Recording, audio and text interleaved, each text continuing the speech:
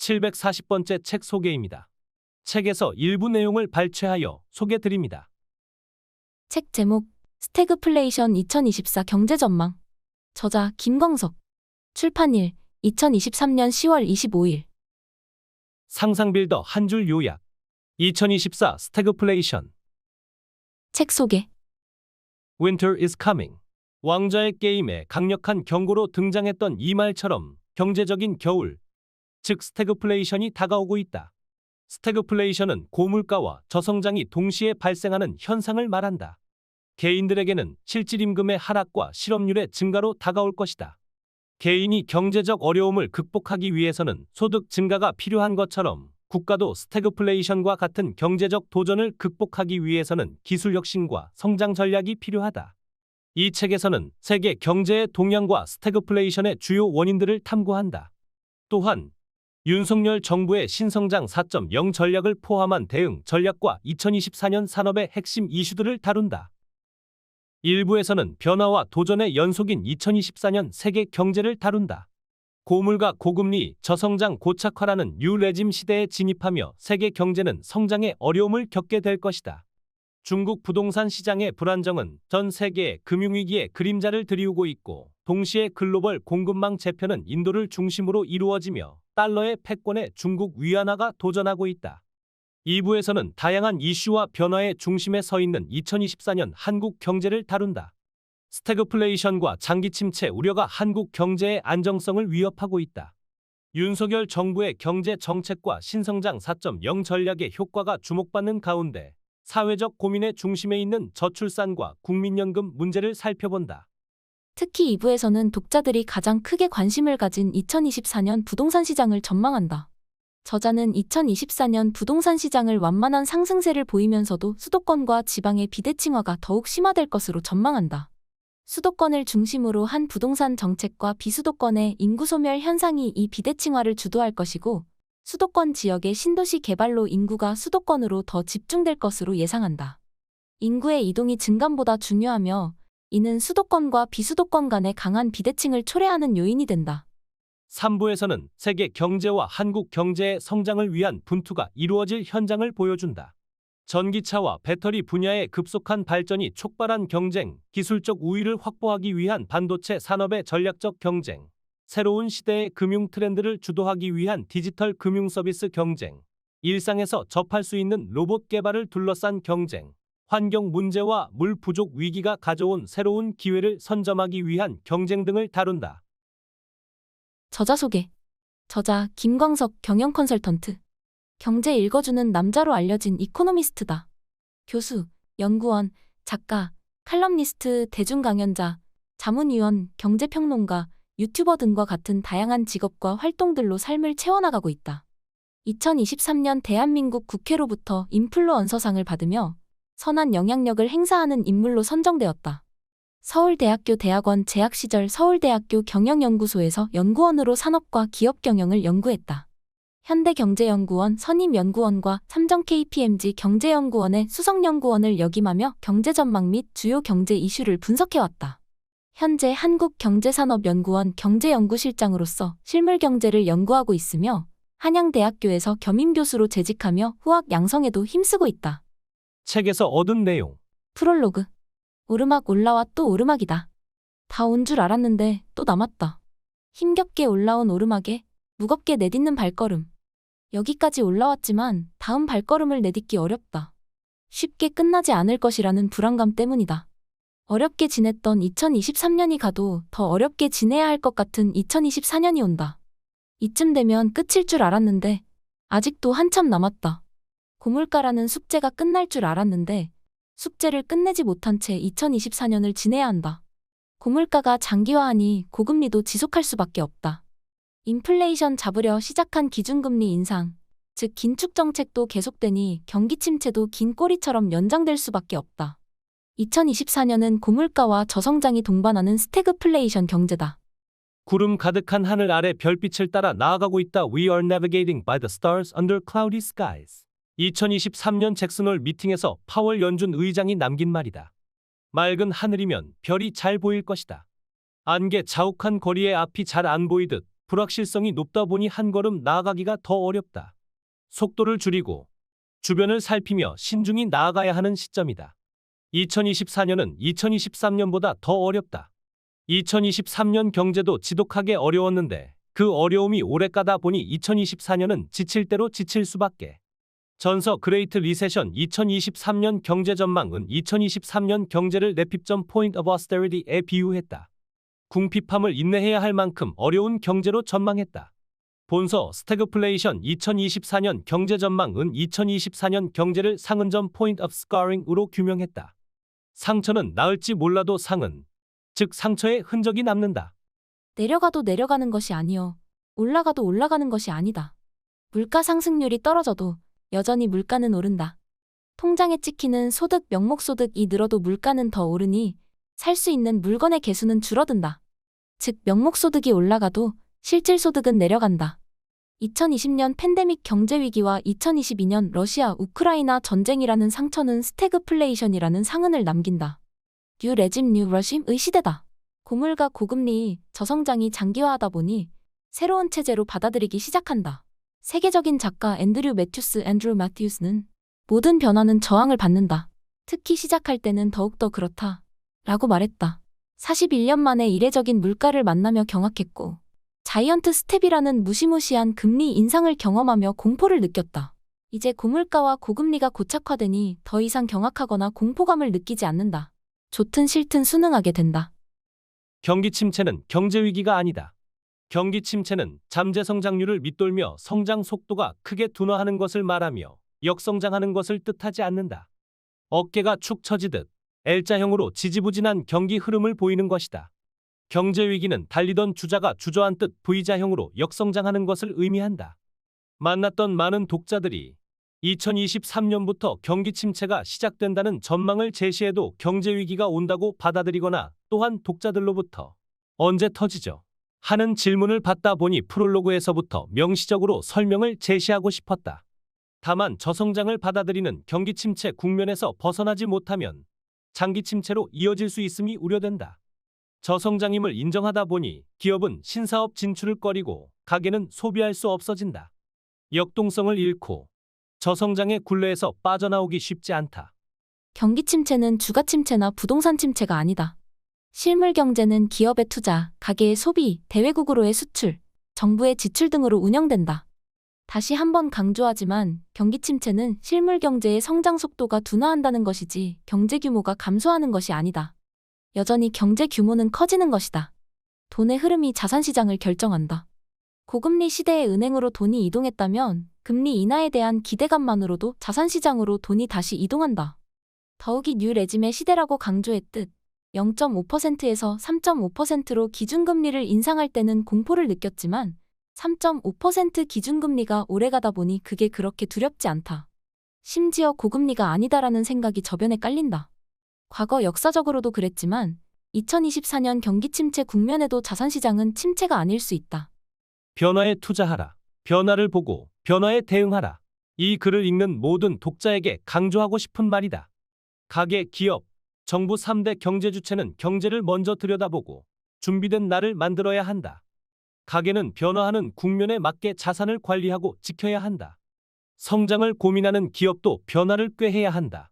존 메이너드 케인스는 변화에서 가장 힘든 것은 새로운 것을 생각해내는 것이 아니라 이전에 가지고 있던 틀에서 벗어나는 것이다. 라고 말했다. 변화를 지켜보는 연습이 된 기업만이 기존의 틀에서 벗어날 수 있다. 위험 요소라고 해서 모두에게 위협이 되지 않고 기회 요소라고 해서 모두에게 기회가 되지 않는다. 준비된 자에게는 위협이 아니고 준비되지 않은 자에게는 기회가 아니다. 정부는 가계와 기업이 뉴 레짐의 시대를 안전하게 건너갈 수 있도록 스스로 변화하는 일을 게을리해서는 안 된다. 2024년에 펼쳐질 거대한 변화를 먼저 들여다봐야 한다.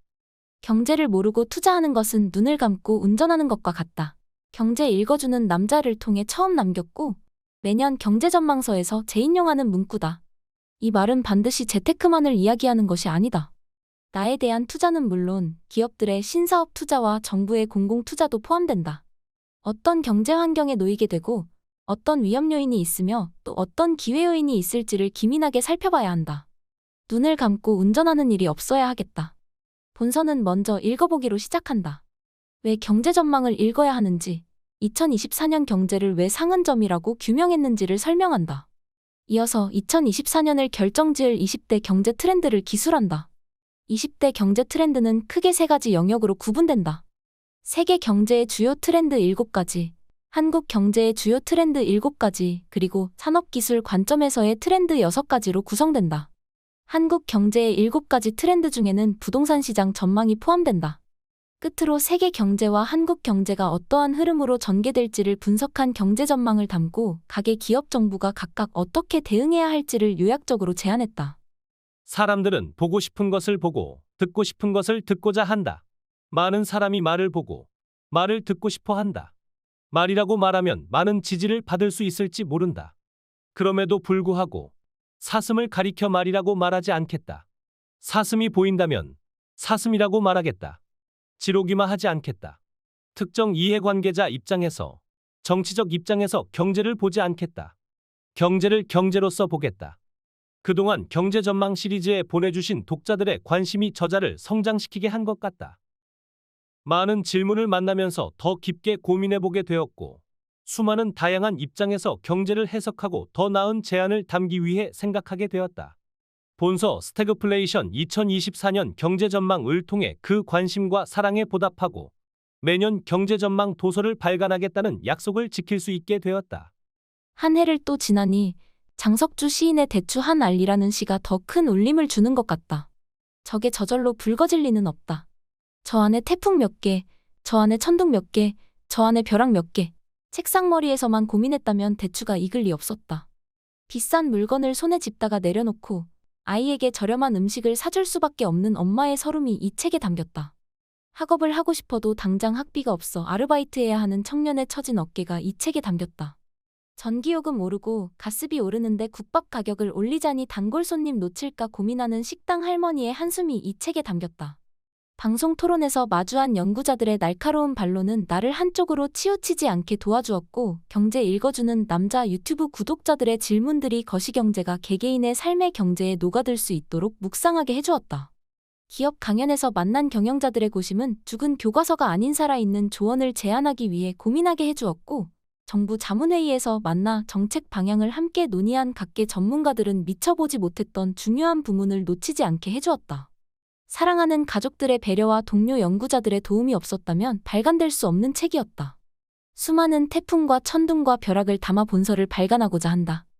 앞으로 경제가 어떨까요? 라는 일반 대중 여러분들의 질문에 다가가 대답해드리고자 한다. 연구자들만의 언어가 아닌 대중 여러분들께 쉬운 언어로 전달해드리고자 한다. 경제 읽어주는 남자 김광석은 매년 경제 전망 도서를 발간할 계획이다. 본서는 그 6번째 도서다. 여러분들께서 갖고 계신 앞으로 경제가 어떨까요? 라는 질문에 본서와 함께 다가가 대답을 드리고자 한다. 2024년을 결정지을 20대 경제 트렌드. 2024년 경제가 좋지 못하다고 해서 모두가 어려움에 직면하는 것이 아니다. 존 메이너드 케인스는 이렇게 말했다. 일은 항상 예기치 못할 때 일어난다. 위협적인 일이 닥쳐도 이를 지각하지 못할 때 당하는 법이다. 2024년을 결정지을 20대 경제 트렌드를 살펴보자.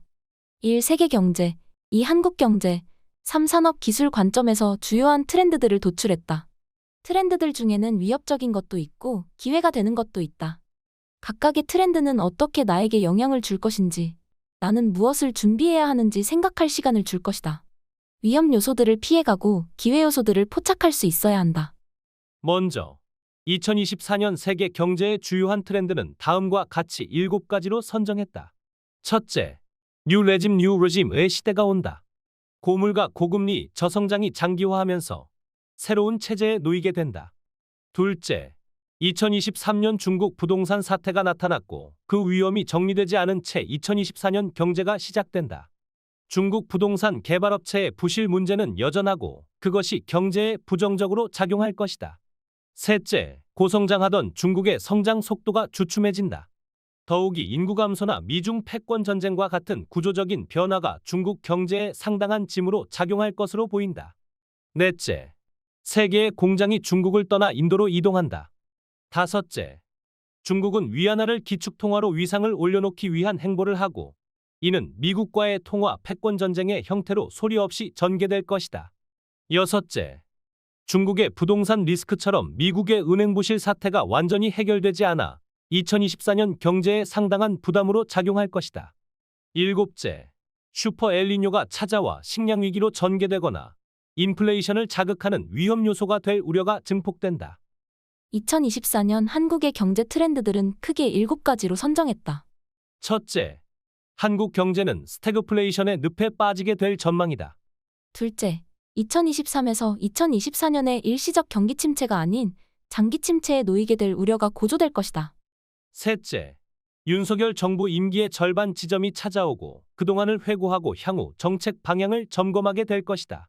특히 스태그플레이션의 늪에서 빠져나올 수 있도록 하는 정책들이 발표될 것으로 판단된다. 넷째, 국가의 성장 동력을 확보하기 위한 신성장 4.0 전략이 속도를 높여 추진될 것이다. 다섯째, 최저 수준의 출산율이 한국 경제의 가장 큰 근심거리로 주목될 것이고 저출산 현상을 막는 방향보다 어떻게 적응할 것인지에 대한 고민이 중심이 될 전망이다. 여섯째, 국민연금 개혁에 대한 논의가 재점화할 것이다. 일곱째, 부동산 시장은 수도권과 비수도권 간의 비대칭화 디스메트리제이션가 전개될 전망이다. 2024년 산업 기술적 관점에서 6가지 이슈를 선정했다. 첫째, 전기차 보급이 가속하고 세계 주요 기업들은 배터리 시장을 놓고 시장 장악을 위한 경쟁이 고조될 것이다. 둘째, 글로벌 주요 반도체 강국들이 반도체 산업을 확대 구축하기 위한 움직임을 벌일 것이다. 셋째, 금융산업은 가상은행 버추얼 뱅크, 인슈어테크 인슈어텍, 지급결제 서비스의 혁신, 사이버 보안 사이버 시큐리티과 같은 디지털 그 이상으로의 혁신이 전개될 것이다. 넷째, 물류 로봇, 서빙 로봇, 의료 로봇, 청소 로봇, 농업 로봇, 점검 로봇과 같은 6대 서비스 로봇 서비스 로봇이 일상에서 체감할 수준으로 확대 보급될 전망이다. 다섯째, 기후변화 문제가 고조되고 이에 대응하기 위한 움직임으로 산업의 패러다임 변화가 일 것이다. 여섯째, 기후 문제의 일환으로 세계 물 부족 현상이 곳곳에서 나타나고 수철이나 첨단 필터 등과 같은 물산업이 크게 부상할 전망이다. 뱅크데믹 뱅데믹, 고금리의 역습. 세계 경제가 공포에 휩싸이고 있다. 이른바 아래 공포가 시작되었다. 통상적으로 장기금리와 단기금리의 격차가 좁혀지거나 역전되면 경기 침체 리세션의 전조현상으로 받아들여지고 있다. 장기금리가 단기금리보다 높은 것이 통상적인 것으로 받아들여지는데 오히려 단기금리가 장기금리보다 높아지는 이상한 일이 등장한 것이다. 2022년 들어 장단기 금리가 역전되었고 2023년 9월 현재 분석일까지 14개월 연속 역전된 채 불안한 기운이 지속되고 있다. 은행의 연쇄 파산 사태. 불안한 일이 터지고 말았다. 2023년 3월 미국의 자산 규모 16위 은행 실리콘밸리 은행 SVB이 파산했다. 미국의 약 5천여 개 은행 중 상당한 규모가 있는 은행이고 파산한 미국 은행 중 역대 두 번째라는 점에서 공포감이 크게 돌고 있다. 이어 시그니처 뱅크도 연쇄 파산했다. 퍼스트 리퍼블릭 은행 First Republic Bank의 부실 징후에 미국 대형 은행 11곳이 총 300억 달러를 예치하며 지원에 나섰지만 주가가 급락하고 뱅크런 대규모 예금 이탈 등으로 유동성 위기에서 벗어나지 못하고 있다. 뱅크데믹 뱅데믹 현상이 일고 있다. 은행뱅크와 팬데믹 전염병의 합성어로 특정 국가에서 나타난 은행 부실이 코로나19 팬데믹처럼 세계 곳곳으로 번질 수 있다는 불안을 담은 신조어다. 금융불안은 금융소비자의 심리를 타고 전이되는 경향을 보인다. 월스트리트 저널 WSJ은 뱅크데믹이라는 침울한 구름이 은행을 뒤덮은 것은 물론 자본시장 전체의 그림자를 드리우고 있다. 고 보도했다. 유럽의 금융불안으로 확산되었다. 1856년 설립한 스위스 2대 은행이자 유럽 최대 규모의 투자은행 IB 중 하나인 크레디트 스위스 CS가 대규모 적자로 파산 위기에 직면했다. 국제금융기구 중 하나인 FSB Financial Stability Board는 세계 경제의 금융 시스템에 중요한 역할을 하는 30대 은행지 SIBs, Global Systemically Important Banks을 매년 선정하고 있는데 크레디트 스위스는 이 중 하나다. 금융부실이 금융위기로까지 확산할까? 은행 파산 사태가 세계 경제에 공포감을 주고 있다. 물론 실리콘밸리 은행의 경우 미국의 예금자 보호제도를 통해 대응을 하고 크레디트 스위스는 스위스 1위 은행 UBS의 인수로 급한 불은 껐지만 은행들의 부실이 해소되었다고 판단하기에는 이른 감이 있다. 각각의 은행이 파산 혹은 파산 위기에 처한 배경에는 차이가 있겠지만 맥을 같이 하는 요소가 있다. 그 요소를 선제적으로 분석해보고 지금의 금융부실이 금융위기로까지 확산할지를 판단하는 것은 매우 중대한 과제가 될 것이다. 첫째, 고금리의 역습이다. 코로나19 이후 2020에서 2021년 주요 기업들의 매출액이 급격히 늘어남에 따라 예치금이 증가했다. 2022에서 2023년 기준금리가 인상되고 기업들의 신규 투자와 가계의 내수 소비가 위축되고 경기 침체가 시작하면서 예치금이 줄기 시작했다. 은행의 유동성 위기 징후가 나타나기 시작했다. 둘째, 은행의 증권 투자가 부진해서다. 첫째 요소는 은행으로 유입되는 돈 인플로우와 관련된다면 둘째 요소는 은행으로부터 나가는 돈 아웃플로우와 관련된다. 은행은 예치금의 일부를 대출 혹은 증권 투자를 활용해 수익을 극대화한다. 2020에서 2021년 제로금리 시대에는 자본시장의 열기가 뜨거웠기 때문에 증권 투자에 따른 이익이 컸겠지만 2022에서 2023년 동안 금리는 급격히 상승하는 반면 주식 가격과 채권, 미국 국채 포함 가격이 떨어졌다. 대표적으로 크레디트 스위스는 투자 손실이 심했던 것이다. 물론 채권 가격이 떨어진다고 해서 손실이 실현되는 것은 아니다. 채권의 경우 만기까지 들고 있으면 손실을 보지 않기 때문이다. 즉, 미국 국채에 투자한 은행들은 미실현 손실 unrealized loss이 발생했지만 유동성 부족과 뱅크런으로 손실을 감당하면서까지 국채를 매각해야만 하는 상황에 놓였던 것이다. 금융부실의 전이와 여파. 문제는 금융부실의 전이다. 글로벌 은행의 신용등급 강등이 이어지고 있다. 경제 주체는 은행에 대한 기대가치를 조정할 수밖에 없고 투자를 꺼리게 된다. 유동성 부족은 더 심각해질 수 있다. 더욱이 은행의 자금을 예치하는 것이 안전하지 않다는 생각이 확산되고 이는 금이나 달러 등과 같은 안전자산으로 돈의 이동을 불러오고 있는 모습이다. 돈 문제를 돈으로 메꾼 형국이고 근본적으로 은행의 수익성이 개선되거나 유동성이 풍부해진 것이 아니므로 언제든지 부실한 은행들 순으로 파산 위기에 봉착할 수 있다. 즉 2023년 금융부실 문제의 본질이 고금리에 있고 아직 본질적인 해결책이 등장한 것이 아니므로 언제라도 거침없는 부실의 전이가 이루어질 수 있다. 사상누각이라는 말이 있다. 토대가 튼튼해야 집이 쓰러지지 않는다. 금융은 경제의 토대이고 토대가 부실해진 상황이다. 토대가 부실해진 배경을 요약한다면 한마디로 고금리라고 할 수 있다. 지금으로서는 두 가지 시나리오가 가능하다. 지금의 금융부실이 어느 정도 지속될 것이라고 볼 경우 경기 침체를 피하기는 어려운 상황이라고 판단한다. 은행이 수익성보다는 안정성을 택할 것이기 때문에 대출 등을 소극적으로 할 가능성이 높다. 경제 주체는 자금 마련이 어렵고 신규 투자 위축과 같은 경기 침체의 여진이 확대될 것이다.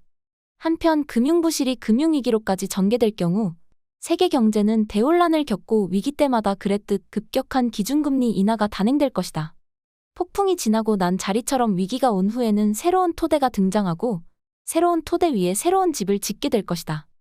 2024년 부동산 시장 전망, 비대칭화 디스메트리제이션. 부동산 시장은 한국 경제의 최대 현안이 되고 있다. 어떤 전문가는 바닥이다 라고 말하고 어떤 전문가는 아직 바닥이 아니다 라고 말한다. 방송에서도, 식당에서도, 카페에서도, 시장에서도, 가족들이 모인 식탁에서도 부동산 이제 사야 해, 말아야 해 를 놓고 백분 토론이 벌어지고 있다. 바닥이 아니다의 주장이 있다. 시중금리가 다소 하락하는 모습이지만 일시적인 현상이고 여전히 높은 수준이라고 보고 있다. 더욱이 당분간 기준금리가 높게 유지될 것으로 관측되는 만큼 시중금리는 낮은 수준으로 내려갈 수 없다. 정책적인 요인으로 일부 수요가 반등하는 것은 맞지만 그것이 대세적인 반등이라고 표현하기엔 이르다는 판단이 나온다. 욕조에 찬물이 가득하다고 가정해보자. 뜨거운 물을 한 바가지 붓는다고 바로 뜨거운 물로 바뀌지 않는다. 덜 차가운 물로 바뀔 뿐이다. 수요가 어느 정도 회복되는 흐름이긴 하지만 그 이상으로 공급이 과다하므로 집값이 지속적으로 상승하기에는 어려움이 있다고 판단하는 것이다. 바닥이다라고 보는 견해도 만만치 않다. 이미 상당 수준 조정되었다고 보는 판단과 함께 시중금리가 떨어지고 있다는 점에 무게를 두고 있다. 시중은행의 자금 조달 비용을 반영한 코픽스 COFIX가 2022년 11월 4.34%, 12월 4.29%에서 2023년 8월 3.66%로 떨어졌다. 신규 취급액 기준 주택담보대출금리는 4%대로 내려왔다. 그 밖에도 부동산 세제 규제와 대출 규제를 적극적으로 완화하는 정책적 움직임도 가세하면서 매수세가 다소 반등할 것으로 판단한다. 실제 거래량이 2022년에 비해 반등했고 전국 아파트 매매 가격 상승률도 플러스로 반등해 움직이고 있다. 부동산 시장 전망은 왜 중요한가? 정부의 부동산 정책이라는 관점에서 생각해보자. 집값이 오르는 게 좋은 것인가? 떨어지는 게 좋은 것인가? 이상적 가치는 딱히 없다. 즉, 집값은 옳고 그름의 것이 아니다. 취해진 입장에 따라 선호의 차이가 있을 뿐이다. 집을 가진 자에겐 오르는 게 좋은 것이고, 못 가진 자에겐 떨어지는 게 좋은 것이다.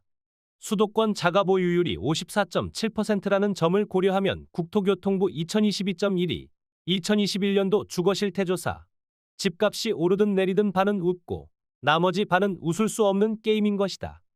취해진 입장에 따라 상승, 하락의 선호는 다를 수 있어도 부동산 시장이 어떻게 될지를 아는 것은 입장을 불문한다. 집을 많이 가진 자든, 집을 한 채 가진 자든, 집을 못 가진 자든 입장에 상관없이 부동산 시장을 전망하고 적절한 매도 혹은 매수를 판단하는 것은 중요할 수밖에 없다. 집값은 보통의 사람들에게 전 재산을 의미한다. 아니, 전 재산 이상을 의미한다. 부동산 시장을 전망하는 것은 중요한 일이다. 부동산 시장을 전망하고 시장 상황에 생길 수 있는 주거불안 요소를 해소하는 데 집중해야 한다. 탈취와 불법적인 요소를 제거하는 데 초점을 두어야 한다. 시대를 규명할 필요가 있다. 부동산 가격 상승기인지 하락기인지를 구분하고 그 시대에 정책적으로 주거 안정을 도모할 수 있는 일이 무엇인지를 고민해야 한다. 거시경제와 부동산 시장. 자동차 바퀴는 4개가 함께 돌아가는 법이다. 3개의 바퀴는 앞으로 굴러가는데 1개의 바퀴만 뒤로 굴러갈 수 없다. 부동산이라는 바퀴는 물가, 금리, 환율 등과 같은 경제 바퀴들과 함께 움직인다. 마치 톱니바퀴가 얽히고 얽혀서 함께 돌아가듯 혼자 나와서 따로 놀 수 없다. 즉, 부동산 시장은 거시경제를 구성하는 한 부문이고 거시경제 흐름과 맞물려 부동산 시장이 함께 움직일 수밖에 없다. 경제라는 숲을 보고 부동산이라는 나무를 보아야 한다. 2020에서 2021년은 완화의 시대였다. 2020년 팬데믹 위기가 왔고, 이를 극복하기 위해서 세계적으로 기준금리를 급격히 인하했다. 엄청난 유동성이 시장에 공급되었다. 한국뿐만 아니라 세계 거의 모든 나라의 집값이 폭등했다. 그렇게 집값이 많이 올랐다고 생각하는 한국도 OECD 회원국 중 집값 상승률이 낮은 편에 해당할 정도다. 마치 풍선에 바람을 불 듯 말이다. 바람을 분다고 풍선이 무거워지는 것이 아니다. 부피만 커질 뿐이다. 자산 버블이 일어났던 시기였다. 2022에서 2023년은 긴축의 시대다. 세계 주요 선진국들을 중심으로 제로금리를 벗어나 가파르게 기준금리를 인상하는 시기다.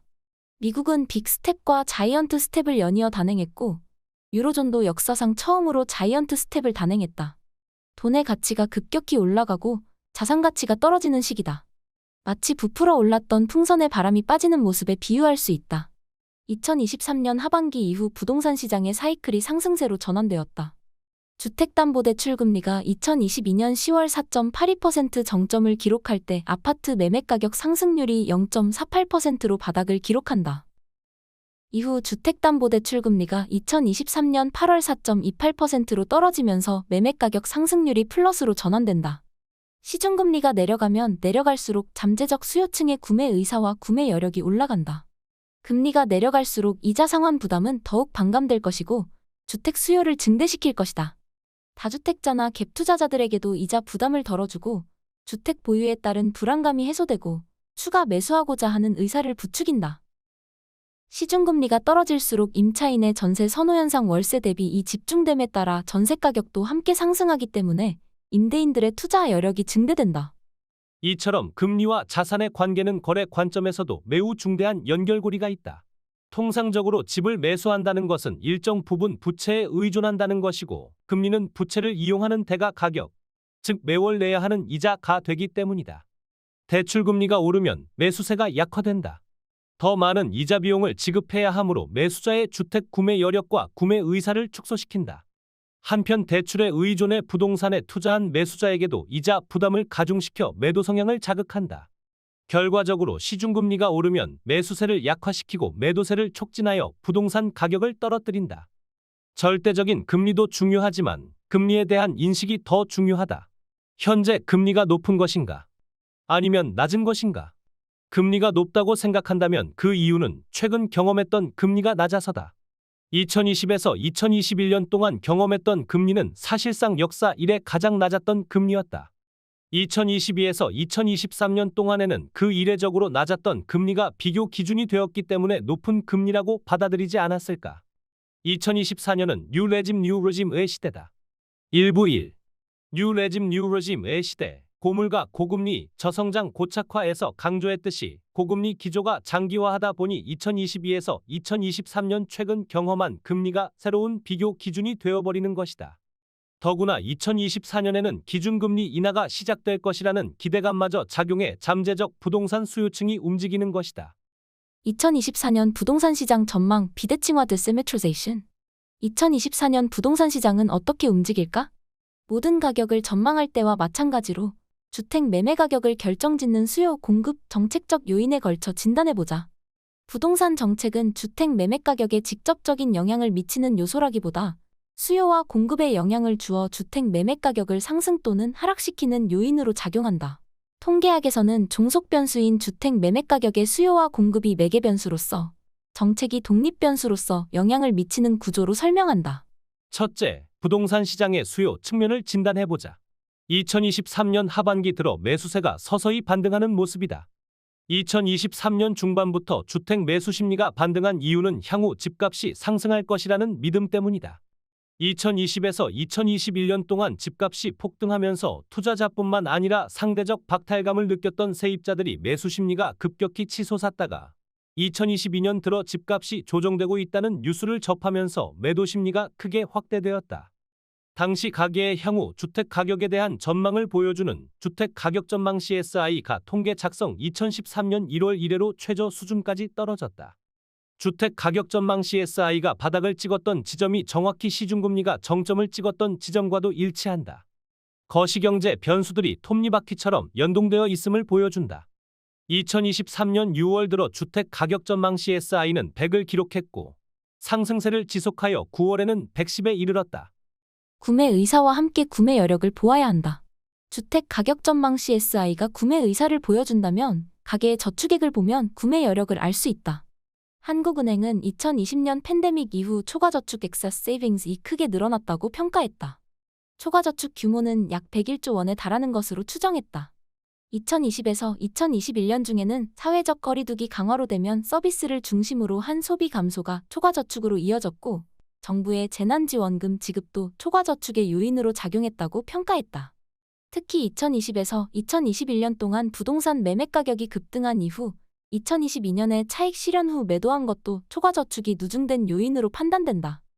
초과저축은 주택시장에서 구매 여력을 보여주고 수요를 견인하는 방향으로 작동할 수 있다. 골드만삭스는 가계 초과저축 규모와 주택 가격의 회복력 간의 양의 상관관계가 존재한다고 밝혔다. 한국은행도 초과저축이 유동성이 높은 금융자산으로 축적되어 있어 여건 변화에 따라 부동산 시장으로 빠르게 유입될 가능성이 있다고 평가했다. 주택 가격 전망 CSI 추이가 보여주듯 최근 주택 가격 상승에 대한 기대가 높아지는 가운데 가계 초과저축이 대출과 함께 주택시장에 재접근하는 기회를 제공함으로써 주택 가격 상승 요인으로 작용할 것으로 판단된다. 둘째, 부동산 시장이 공급 여건을 보자. 보통 신규 주택 공급 규모를 전망하기 위해 주택건설 인허가 실적을 분석한다. 인허가 실적은 주택 공급 규모를 결정짓는 선행 변수이기 때문이다. 택지 발굴 이후 인허가 착공 준공에 이르기까지 상당한 시간이 소요된다. 규모나 종류 등에 따라 다르지만 인허가만 1에서 2년, 착공 후 준공까지 2에서 3년 정도의 시간이 걸린다.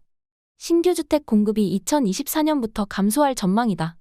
주택건설 인허가 실적이 2021년부터 3년 연속 감소하고 있다. 인허가 실적은 2015년 76.5만 호에서 지속해서 감소해 2019년 48.8만 호를 기록했고 2020년은 약 45.8만 호에 달했다. 2020에서 2021년 동안 부동산 시장이 상당한 호황을 누리며 건설사들의 인허가 실적이 다시 반등했다. 2021년 주택건설 인허가 실적이 약 54.5만 호로 증가했다.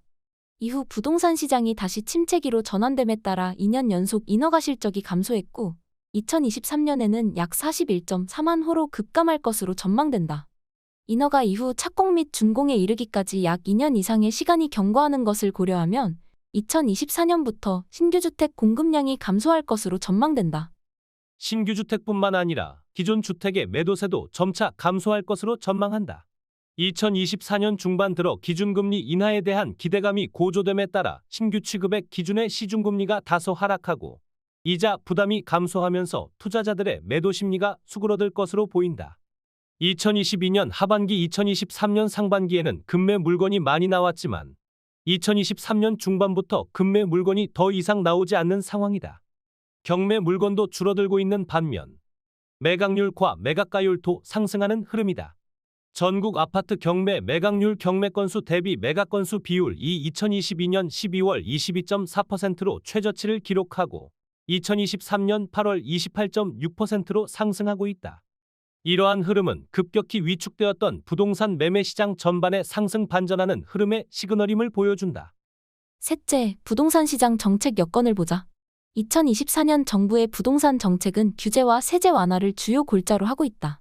청약 대출 규제 완화, 전매 제한 완화, 간접적인 유동성 공급책을 유지하며 부동산 시장이 투자 심리 회복을 유도할 전망이다.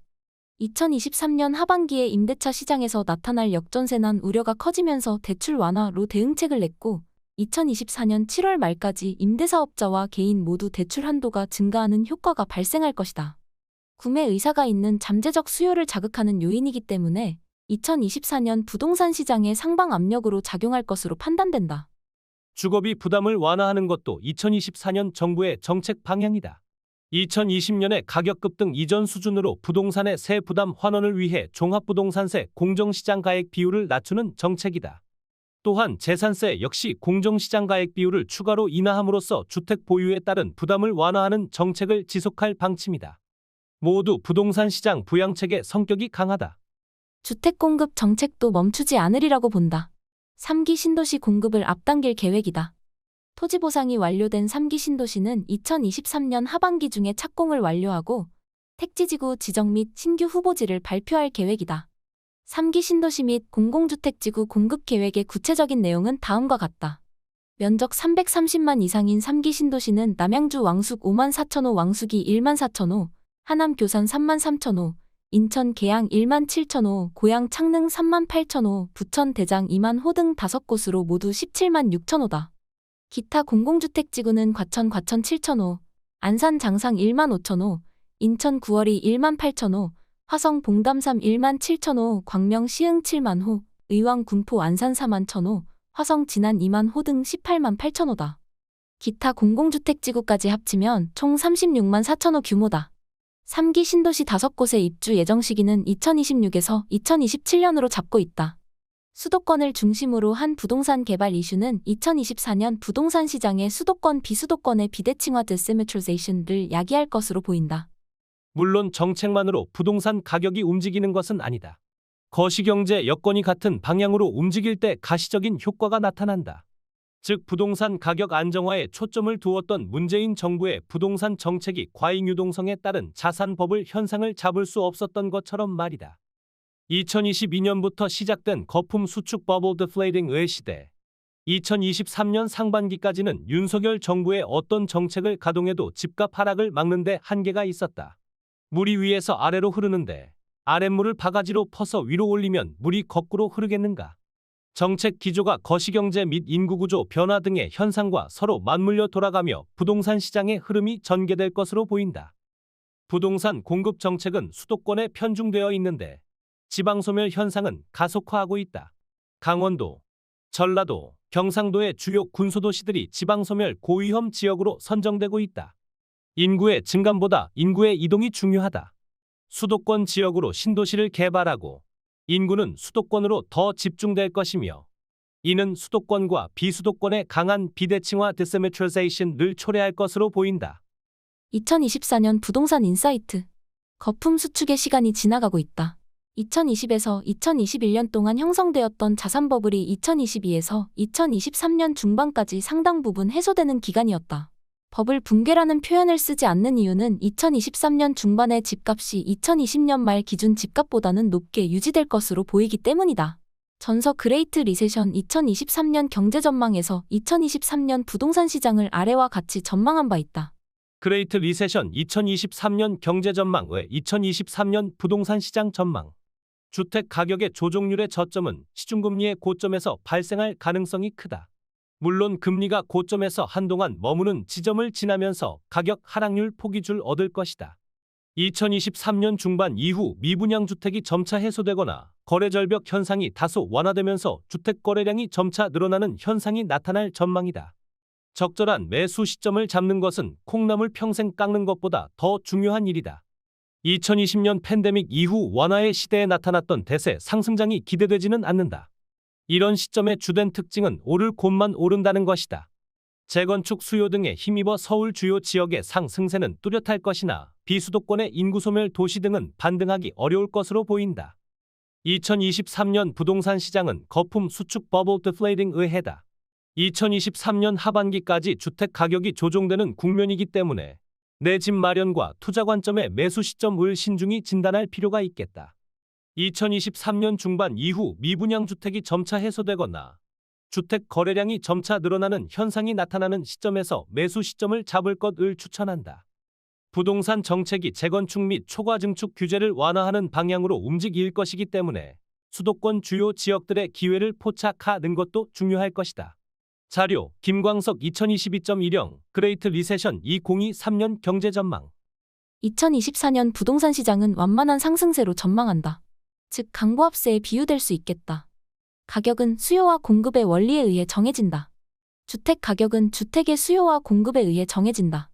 미분양 주택은 수요와 공급의 결과물이기 때문에 주택 가격을 판단하는 바로미터가 될 수 있을 것이다. 미분양 주택 수가 증가하면 공급이 수요를 초과하고 있음을 감소하면 매수세가 강해지고 있다고 진단할 수 있다. 2020년 미분양 주택이 급격히 해소되면서 가격이 급등했고 2021년 속도가 줄어들면서 가격 상승세가 다소 둔화하였다. 2022년 들어 미분양 주택이 늘어나기 시작했고 2023년 중반 정점을 찍고 해소되기 시작했다. 구체적으로 들여다보자.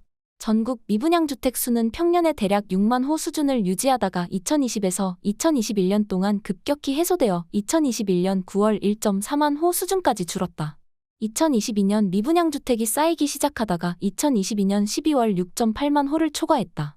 2023년 2월 전국 미분양 주택은 7.5만 호 정점을 기록하고 이후 추세적으로 감소하기에 이른다. 2023년 8월까지 6번 연속 감소해 6.2만 호에 이르렀고 위험선을 일컫는 6만 6.5만 수준까지 내려왔다. 실제 그 기점에 전국 평균 아파트 매매 가격은 바닥을 찍고 반등세로 전환되었다. 2024년까지 강한 상승세는 어렵지만 완만 상승세가 나타날 것으로 전망된다. 부동산 정책에 신중함이 요구된다. 부동산 매매 가격은 옳다, 그르다의 개념이 아니다. 선호의 문제이지 정답이 있는 것이 아니다. 집을 소유한 자는 오르는 것을 선호하고 집을 소유하지 못한 자는 내리는 것을 선호한다. 특정 집단을 위해 가격을 올리기 위해 혹은 내리기 위해 정책을 단행해서는 안 된다. 다만 그 부동산 시장이 국민 경제를 위협할 수준으로 폭등하거나 폭락할 경우 안정화하는 노력은 필요하다고 본다. 부동산 시장의 폭등은 극심한 양극화를 초래하고 중산층 이하 계층의 삶의 질을 극단적으로 떨어뜨릴 수 있다. 부동산 시장의 폭락도 위험하다. 부동산 PF 부실이 가중되어 건설사의 부도로 연결되는 등 강한 경기 침체를 초래할 수 있다. 가계에도 자산 가격이 크게 하락하여 대출 규모가 자산 가치를 초과할 수 있어 대규모 금융 부실로도 연결될 수 있다. 부동산 정책의 목적은 가격 안정이 아니라 주거 안정에 있다. 그래서 부동산 정책을 보통 주거 안정 대책이라고 한다. 주거 안정에 집중해보자. 주거 안정의 대상은 누구여야 하는가? 즉 주거 불안이 가장 심각한 계층은 누구인가? 투자자인가? 자가점 유자인가? 임차인인가? 부동산 정책이 가격 안정에 목적을 두어선 안 된다. 주택 공급을 늘려 집값을 안정화하는 데 성공했다고 해보자. 임차인이 어렵게 내 집 마련에 성공했는데 그 집값이 계속 내려가도 된다는 말인가? 기업의 대응에도 고심이 깊어지는 시점이다. 금융기관으로부터의 자금 마련이 쉽지 않을 것이고 전반적으로 공공발주 예산이 줄어드는 국면이기 때문에 사업 기회도 줄어들 것으로 판단된다. 지방 중소건설사의 부실 문제가 온전히 해결되지 않은 채 건설 경기가 지속할 것이기 때문에 매우 신중한 접근이 필요한 시점이다. 다만 신도시 개발 관련 사업 기회와 GTX 건설 등의 인프라 건설 수요가 있으므로 이러한 수요에 기민하게 대응하는 움직임이 필요할 것으로 보인다. 기업 내부적으로는 위험을 관리하는 전략을 마련해야 하겠다. 사업 기회를 포착하더라도 자금 마련에 어려움이 있을 수 있어 자금 조달 계획도 제고해야 한다. 글로벌 인플레이션의 불확실성이 해소되지 않을 것이기 때문에 건설 자재 비용이 부담될 것이다. 안정적으로 건설 자재를 조달받도록 하는 체제를 구축하는 것도 중요한 경영 전략 방향이 될 것이다. 동남아시아와의 경제 교류가 확대됨에 따라 각종 인프라 건설 사업 수요도 있을 것이기 때문에 국내 건설 사업에서 해외 건설 사업 중심으로 사업 재편을 고려하는 것도 요구되는 시점이다. 가게는 내 집 마련의 기회를 포착해야 한다. 물론 부동산 시장이 강하게 반등할 만한 여건이 아니므로 성급하거나 무리한 의사결정을 내릴 필요는 없다고 생각한다. 2024년 경제는 경기 침체 국면이지 경제위기 시스템적 붕괴로 전개될 것으로 판단하지 않는다. 따라서 경제위기가 오면 부동산 시장에 대조정이 있을 것이고 그때 매수 기회를 잡겠다는 전략이 통하지 않을 수 있다. 내 집 마련과 투자 관점의 매수 시점을 신중히 진단할 필요가 있겠다. 시장에서 콩나물 100번 깎아서 사면 뭐하나? 집값이 사자마자 1억 떨어지고 팔자마자 1억 오르면 아무 소용없는 일이다. 제롬 파월 연준 의장이 잭슨홀 미팅에서 강조했듯 2% 목표물과 2% goal에 도달할 때까지 긴축적 통화정책 행보를 지속할 것이라고 보자. 기준금리는 지금의 고점에서 2024년 중반까지 계속 머물 것으로 보인다. 2022년에 시작되었던 고금리에 익숙해지고 오히려 높은 금리가 아니라는 인식이 형성되는 시점이다. 더욱이 시중금리는 이미 2022년 말에 정점을 찍었고 그 시중금리를 상회하기는 어려울 것으로 보인다. 즉 시중금리는 이미 고점을 기록하고 하락하는 추세다. 더욱이 2024년 중반 이후 기준금리 인하가 시작될 것이라는 경제주체의 믿음은 부동산 시장을 움직일 것으로 보인다. 여기에 수도권을 중심으로 한 부동산 정책 기조와 비수도권을 중심으로 한 인구 소멸 현상은 2024년 부동산 시장의 비대칭화 디스메트리제이션을 만들 것으로 보인다. 2024년 한국 경제 전망과 대응 전략. 2024년 한국 경제 전망. 오르막의 연속이다. 다 올라온 줄 알았는데 또 오르막이다. 2023년에도 녹록지 않은 경제였는데 2024년에는 지칠 대로 지치는 경제가 될 것으로 보인다. 고물가 고금리 저성장은 기업의 투자도 가계의 소비도 억누르는 악조건이고 악조건이 2023년에 이어 장기화하다 보니 지칠 대로 지치게 된다. 시대를 결정짓는 변수가 있다. 2020년의 변수는 코로나19였고 2021년의 변수는 백신 보급이었다. 2022년의 변수는 전쟁이었다. 전쟁의 지속 혹은 확전 여부에 따라 경제가 결정되듯 했다. 실제 2022년 국내외 경제는 코로나19 이전 수준으로 회복되는 국면이었는데 러시아의 우크라이나 침공은 경제의 흐름을 송두리째 뒤바꿔 놓았다. 2023에서 2024년의 변수는 인플레이션이다. 인플레이션의 정도에 따라 각국의 통화정책 기조가 달라진다. 즉 인플레이션 위협이 해소될 것인지에 따라 각국 중앙은행은 기준금리 인상 동결 인하의 속도와 정도를 결정할 것이고 이에 따라 2024년 경제의 시나리오가 짜일 것으로 전망된다. 2024년 한국 경제 전망은 다음과 같은 세 가지 시나리오를 전제로 하겠다. 인플레이션 위협이 연내 해소되는지 혹은 걷잡을 수 없는 수준으로 다시 고조되는지 등에 따라서 낙관적 혹은 비관적 전망이 갈릴 것이다. 첫째, 시나리오 1은 가장 낙관적인 상황을 전제한다. 물가 상승률이 빠르게 둔화해 2024년 상반기 안에 미국을 비롯한 주요국들이 기준금리를 인하하기 시작할 경우로 가정하겠다. 글로벌 물가가 빠른 속도로 안정화되면 인플레이션과의 전쟁을 벌여왔던 세계 주요국들의 통화정책 기조가 급격히 전환될 것이다. 물가 안정이 과제였던 경제에서 경기 부양이라는 과제를 만나게 되는 것이다. 억눌렸던 경기를 부양시키기 위해 기준금리를 인하하는 등의 움직임이 일 것이다. 공격적 투자 성향이 집중되면서 주식과 부동산 시장으로 돈이 이동함에 따라 자산 가치가 급격히 상승하게 될 수 있다. 기업의 신규 투자와 가계의 소비가 증가하고 대외 경제가 빠른 속도로 안정화하면서 수출 경기도 호조세로 전환할 것이다. 2024년 한국 경제는 2.1% 성장하며 잠재 성장률 수준을 지켜낼 것으로 전망한다. 시나리오2는 중립적인 가정을 전제로 한다. 2024년 물가 상승률이 좀처럼 떨어지지 않고 횡보하는 흐름이 전개될 가능성이 크다. 즉 끈적끈적한 고물가 스태키 인플레이션 현상이 나타날 수 있다.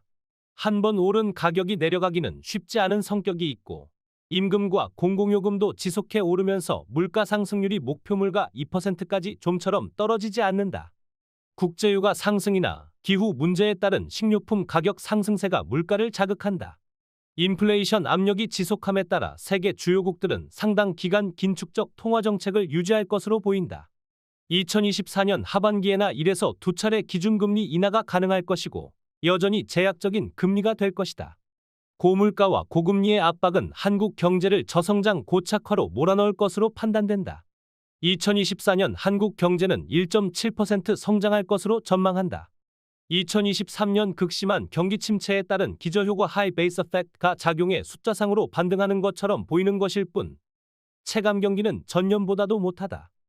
시나리오 3은 가장 비관적인 상황을 전제한다. 인플레이션이 다시 고조되는 일을 상정하지 않을 수 없다. 중국의 리오프닝 효과가 상당한 수준으로 나타나거나 러시아, 우크라이나 전쟁 종식 후 재건 사업이 활발히 일어나게 되면 원자재 수요가 급증할 수 있다. 지정학적 리스크가 확대됨에 따라 국제유가가 급등할 수 있고 슈퍼 엘니뇨에 따라 식료품 가격도 덩달아 급등할 수 있다. 미국을 시작으로 임금 인상을 요구하는 파업이 세계적인 현상으로 자리 잡게 될 경우 높은 임금 상승률이 반영되어 근원 물가가 다시 상승할 수 있다. 인플레이션 위협이 다시 고조됨에 따라 주요국들이 기준금리를 추가 인상하게 된다. 미국의 금융시장 불안과 중국발 부동산 사태가 재점화할 경우 자본시장은 상당한 혼란이 제기될 것이다. 기업들은 허리띠를 졸라매며 투자를 두려워하고 가계의 소비 심리는 더 얼어붙는다. 2024년 한국 경제는 2023년 상황보다 더 악화하고 경기 침체가 장기화할 것으로 보인다.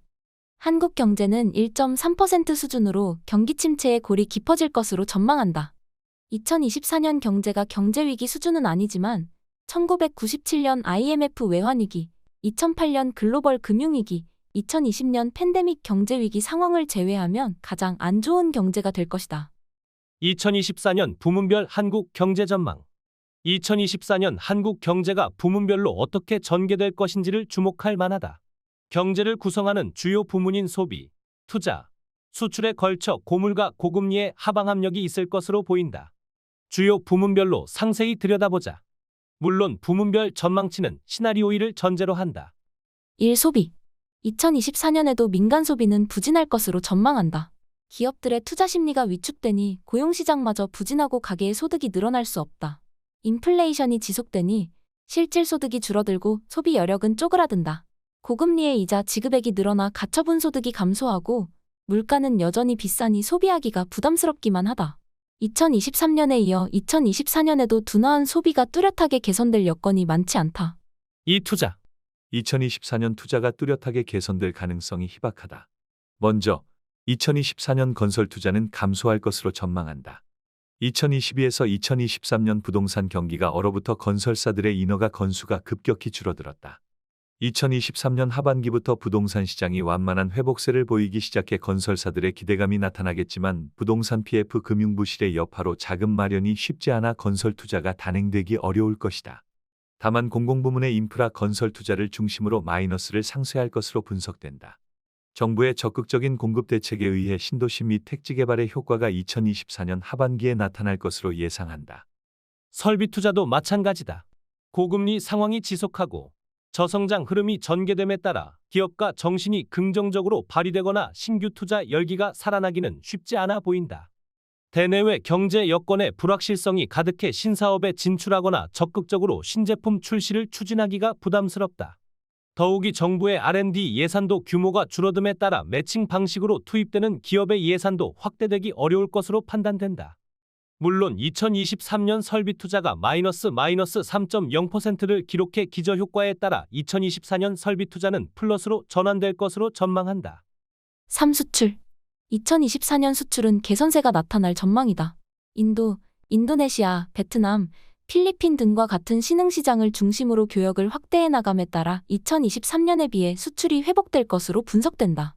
2022에서 2023년에는 중국의 2차 팬데믹과 셧다운에 따른 영향으로 대중국 수출이 많이 감소했으나 2024년에는 중국의 리오프닝 효과가 미약하게 남아 나타나 대중 수출이 다소 회복될 것으로 전망한다.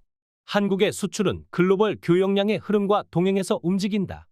WTO는 세계 상품 교역량이 2021년 9.4% 증가한 데 이어 2022년과 2023년에는 각각 2.7%, 1.7% 수준으로 증가세가 둔화하다가 2024년 3.2%로 반등할 것으로 전망했다.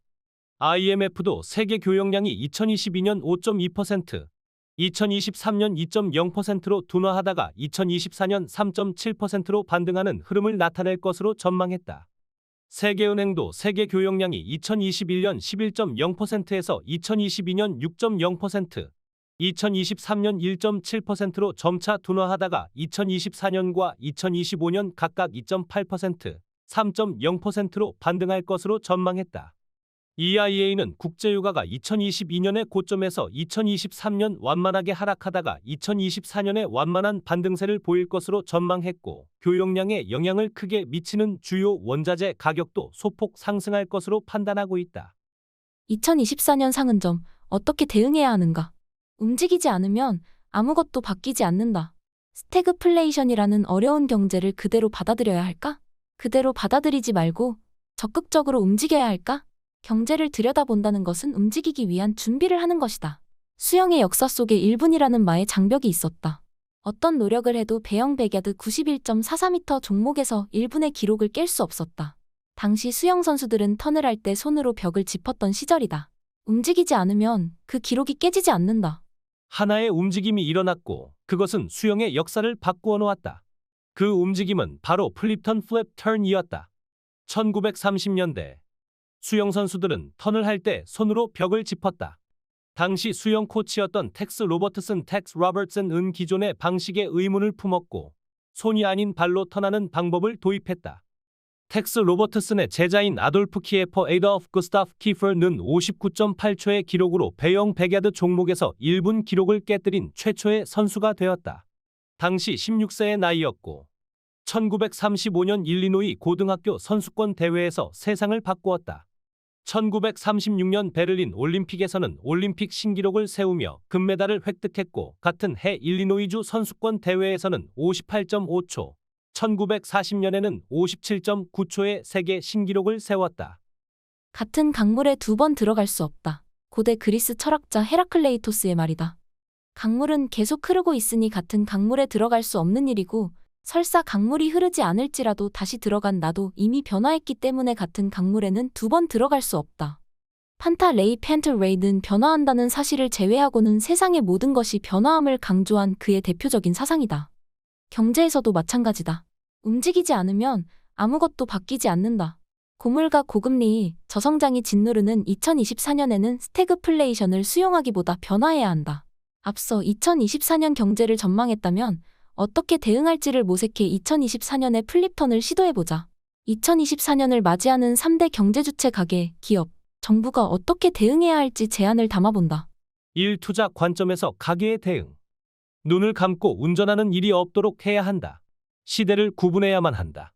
시대가 어디서 어디로 가고 있는지를 확인하고 나는 지금 어디쯤 와 있는지 알아야만 한다.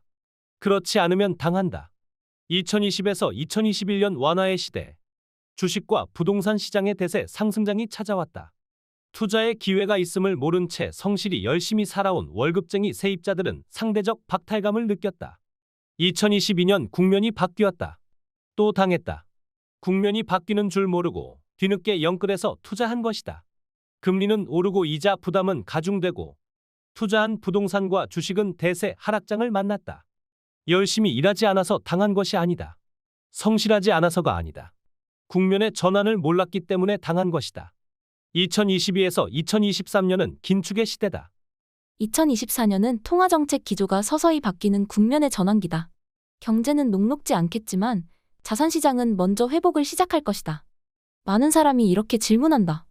경제의 기초 체력이 좋지 못한데 어떻게 자산시장이 회복될 수 있을까? 2020년을 떠올려보자. 팬데믹 경제위기 상황이었다. 세계 경제도 한국 경제도 모두 역성장했다. 경제가 얼마나 어려웠는지를 생각해보라. 그러나 자산시장은 역사적인 수준으로 뜨거웠다. 한국만 뜨거운 것이 아니라 세계적으로 뜨거웠다. 주식시장만 뜨거운 것이 아니라 부동산 시장도 뜨거웠다. 경제 펀더멘털은 최악이었지만 역사적인 수준으로 낮은 금리를 도입했고 매우 가파르게 돈이 자산시장으로 이동했다. 2024년에는 돈의 이동이 서서히 시작될 것이다. 2024년 중반 즈음엔 기준금리 인하에 대한 기대감이 형성될 것이고 그 기대감만으로도 돈의 이동을 가져오는 데 충분할 것이다. 우물 안에서 종목만을 보는 것이 아니라 우물 밖의 시장 상황을 보아야 한다. 코끼리 뒷다리에 매달려 발톱만을 바라보지 말라. 산 정상에 올라가 수십 마리의 코끼리가 어디서 어디로 이동하고 있는지를 관찰해야 한다. 돈이 어디서 어디로 이동하는지 지켜봐야 한다. 변화에 투자하라. 매 경제 전망서를 발표할 때마다 강조하는 표현이다. 물론 여기서 투자는 나 자신에 대한 투자도 포함된다. 즉 2024년 경제가 어떻게 전개될지를 들여다보고 변화할 환경에 어떻게 대응할지를 고민해야 한다. 금리를 비롯한 글로벌 통화 정책의 향방이 바뀌기 시작하고 돈의 가치가 움직일 수밖에 없다. 돈의 가치가 움직이니 자산 가치도 움직인다. 2024년 경제 전망에 기초한 투자가 필요하다. 포스트 코로나 2021년 경제 전망에서는 원유 선물 ETF 투자를 추천했고, 위드 코로나 2022년 경제 전망에서는 에너지뿐만 아니라 비철금속 원자재 및 탄소 배출권 시장을 추종한 ETF 투자를 추천한 바 있다. 그레이트 리세션 2023년 경제 전망에서는 구리, 리튬, 니켈, 코발트와 같은 광물 자원 가격에 연동된 ETF 투자를 추천했다. 2024년에는 인도와 인도네시아 등과 같은 신흥국의 성장에 투자하는 것을 추천한다. 중국의 대안으로서 부상하는 아시아 신흥국으로 세계의 관심이 집중될 것이다. 제2의 중국이라 생각해도 좋을 것이다. 2024년을 결정지을 주요 산업 트렌드를 반영한 투자도 필요하다. 기후변화라는 거스를 수 없는 흐름에 투자하라. 전기차로의 거대한 이동은 멈추지 않을 것이고 2차 전지에서도 경쟁력을 확보하는 기업들이 시장을 장악해 나갈 것이다. 특히 2차 전지에 들어가는 핵심 소재를 두고 광물 확보 경쟁이 전개되고 있는 것은 중요한 관전 포인트가 될 것이다. 기후변화 속에서 산업의 지각 변동이 일 것이기 때문에 기상산업이나 물산업 등이 유망산업으로 부상할 전망이다. 반도체 산업도 2023년 2분기를 바닥으로 점차 회복세가 전개될 것이다. 재고가 줄어들고 가격에 반영될 것이다. 로봇 산업이 2024년에 범용화된 산업으로 부상할 것으로 전망된다. 서비스 로봇이 점차 일상화되면서 시장에서도 가치를 인정받게 될 것이다. 2024년 부동산 시장에는 비대칭화 디스메트리제이션가 전개될 것이다. 2022에서 2023년 상반기까지 주택매매 시장의 조정이 전개되었다. 그레이트 리세션 2023년 경제 전망을 통해 2023년 상반기까지 거품 수축이 이루어지다가 2023년 중반부터 점차 매매 가격이 반등할 것으로 전망했다. 2024년까지도 전국 평균 아파트 매매 가격은 완만한 상승 흐름을 지속할 것이다. 기준금리 인하의 시점을 앞두고 시중금리가 먼저 하락하기 시작할 때 부동산 시장으로 돈이 더 유입될 것으로 판단된다. 다만 서울과 3기 신도시 및 공공주택지구 개발구역 등을 중심으로 다소 강한 상승 흐름을 보이는 반면 지방소멸이라는 구조적 과제를 만나면서 지방과의 비대칭화가 나타날 것으로 판단된다. 내 집 마련을 고려하는 가게라면 이러한 흐름을 고려해 분양 등을 시도할 것을 추천한다. 이 기업의 전략적 대응 전략. 기업은 플립턴을 시도해야 한다. 변화하지 않는 것은 실패를 연습하는 것이다. 기업은 경제 환경에 둘러싸여 있고 그 환경은 끊임없이 변화하고 있다. 물가, 금리, 환율, 국제유가, 원자재 가격 등과 같은 것이 경제 변수가 어떻게 움직이는지를 관찰하고 적절한 구매 전략과 판매 전략을 짜야만 한다. 대외 환경 변화와 지정학적 리스크를 주목하며 수출 전략과 신시장 진출 전략을 꾀해야 한다. 산업 트렌드를 주시하며 유망 산업으로의 진출 등의 사업 전략과 관련 인재를 확보하는 인사 전략을 펼쳐야 할 것이다. 대외 위험이 전이되지 않도록 리스크 관리 리스크 매니지먼트에 무게중심을 두어야 한다. 2023년에는 미국이나 유럽의 은행 부실이 전염병처럼 퍼지는 뱅크데믹 뱅데믹 현상이 일었고 비구이 위안과 헝다 등의 중국 부동산 개발업체들의 연쇄 부실 사태가 일어났다. 몇몇 개발도상국들은 외환위기와 경제위기를 겪었다. 독일과 같은 제조 강국도 역성장을 면치 못했다. 대외 위험은 실물 및 금융 경로를 통해 한국에 전이될 수 있다. 채무불이행에 처하는 기업들로부터 대금 회수의 차질이 발생하지 않도록 취약국에 대해 실시간 모니터링을 진행해야 할 것이다. 잠재적 위험이 감지될 때 해당국 공급업자나 현지 법인 및 파트너사를 중심으로 위험을 관리함으로써 조기 대응에 나서야 한다. 신시장 확보는 기업이 취해야 할 가장 중요한 움직임이 될 것이다. 2024년 미국은 경기 침체 국면에 진입할 것이고 중국은 중장기적으로 저성장 고착화될 것으로 전망한다. 세계 경제가 L자형 경기 침체에 놓이고 미국과 중국이 그러한 흐름에 크게 기여할 것으로 판단된다. 반면 주요 아시아 신흥국들이 뚜렷하게 부상할 것이고 미중 패권 전쟁 속에서 중국을 대체할 생산기지로 주목될 것이다. 특히 반도체, 2차 전지, 전기차 등과 같은 주력 신산업에 요구되는 핵심 소재를 수급받는 공급기지를 확보해야 한다. 제2의 한일 무역전쟁이나 제2의 요소수 사태가 있을 수 있음을 감안해야 한다. 원자재 조달이나 제품 수출 등이 특정 국가에 편중되게 의존적이지 않도록 체제를 정비해야 한다. 기업들은 구조적인 변화에 대응해야 한다. 기후변화와 인구구조 변화는 거스를 수 없지만 이에 따른 산업의 패러다임 변화는 맞부닥쳐야 한다. 구조적 변화 속에 부상하는 산업이 무엇인지를 주목하고 어떤 새로운 역량을 확보해야 할지를 고민해야 한다. 자동차 산업을 보자. 기존 내연기관차에는 약 2만, 3만여 개의 부품이 들어간다. 전기차에는 약 1.5만, 1.7만여 개의 부품이 필요하다. 수많은 부품이 사라지고 수많은 부품 기업이 사라지며 수많은 인력이 사라짐을 의미한다. 자동차 산업은 이에 불과하다. 모든 산업에 걸쳐 패러다임 변화가 일고 있다. 플립턴을 시도하듯 패러다임 변화를 이끄는 기업이 되어야 하겠다. 3. 정부의 정책적 대응 전략. 정부는 스태그플레이션을 좌시하면 안 된다. 고물가와 저성장을 같이 만나는 상황에서는 이렇다 할 대응책도 마땅히 없기에 고민이 깊어진다. 더욱 긴장되게 만드는 것은 인플레이션 현상이 장기화할 것이라는 점이다. 최근까지 인플레이션을 초래한 요인들이 작아지지 않고 있고 특히 공급망 병목 현상이 장기화하면서 원자재 가격을 비롯한 생활 전반의 가격이 치솟을 것이란 전망이 나오고 있다. 초인플레이션 현상은 공급 측면의 요인이기 때문에 쉽게 해결될 과제가 아니다. 심리적으로도 그렇다.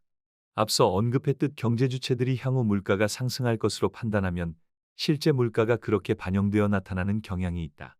물가 상승률을 반영해 임금 협상을 추진한다든가 재료값이 올라 메뉴 가격을 올린다든가 하는 현상이 그런 것이다.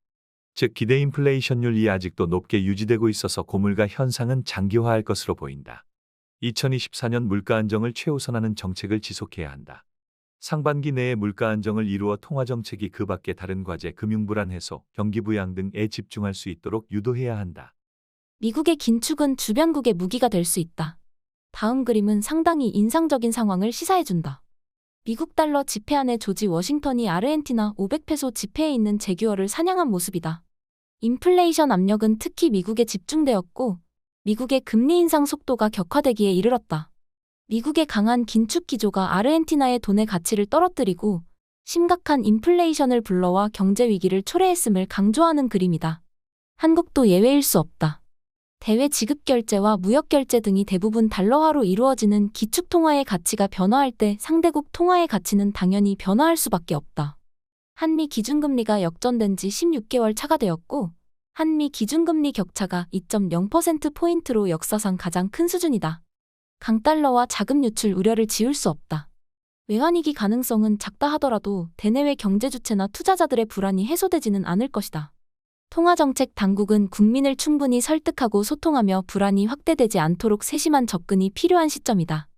한국은 누구나 인정하듯 수출로 먹고 사는 나라다. 외교 정책과 수출 정책에 게으름이 있어서는 안 된다. 글로벌 경기의 둔화 과정에서도 성장하는 국가들과의 대외 거래를 확대하는 노력을 통해 수출을 진전시켜야 한다. 특히 중소기업들의 유망 품목들을 발굴하고 주요 신흥국과 신시장에 진출할 수 있도록 시장 정보 및 진출 전략 노하우 등을 공유해야 한다. 미중 패권 전쟁과 유럽판 IRA 인플레이션 감축법 도입에 따라 한국 기업이 피해가 가는 일이 없도록 외교적 노력도 강화해야 한다. 정부는 내일을 살펴야 한다. 가계와 기업이 비록 어제 오늘을 놓고 고심이 깊을지라도 정부는 내일을 놓고 고민해야 한다. 어제의 주력 산업이 내일의 유망 산업이 아닐 수 있다. 장기적인 R&D 로드맵을 짜고 경제 주체가 흔들림 없이 그 방향으로 갈 수 있도록 다리를 놓아야 한다. 기업들이 유망 기술에 투자하고 신상품 개발에 전념할 수 있도록 가계가 그 유망 기술을 확보하는 인재가 될 수 있도록 정부는 큰 나무가 되어 품어야 한다. 낡은 규제로 인해 수년간의 노력이 헛되지 않게 되도록 기업이 잘못된 제도에 지쳐 쓰러짐 없도록 정교한 산업기술 정책을 구축해야 한다. 약자를 살피는 일에는 게을리함이 없어야 한다. 스태그플레이션은 특히 저소득층과 취약계층에게 고통이 가중된다. 소득이 불안하니 생활비 마련을 위해 부채에 의존하고 이자 부담에 허덕이다 보니 소비할 수 없다. 스태그플레이션은 취약계층의 삶의 질을 떨어뜨린다. 통화정책은 물가 안정화에 집중하지만 재정정책은 서민의 체감 물가 안정화를 놓고 고심해야 한다. 물가 상승률이 떨어져도 서민의 체감 물가는 여전히 치솟을 수 있다. 폭설과 혹한 등으로 식료품 물가가 치솟지 않도록 사전에 관리하고 필요하다면 필수재 바우처를 제공해야 한다. 양떼는 먹잇감만을 찾아 풀이 많은 곳으로 움직이지만 정부는 위험하지 않은 곳으로 양들을 인도해야 한다. 저소득층과 취약계층을 돌보지 않는다면 정부는 아무것도 하지 않는 것이나 마찬가지다. 끝으로 경제학의 아버지 애덤 스미스가 남긴 말을 인용하고자 한다. 국민이 대부분 가난하고 비참하게 사는데 그 나라가 부유하다고 말할 수 없다. 지금까지 상상빌더였습니다. 감사합니다.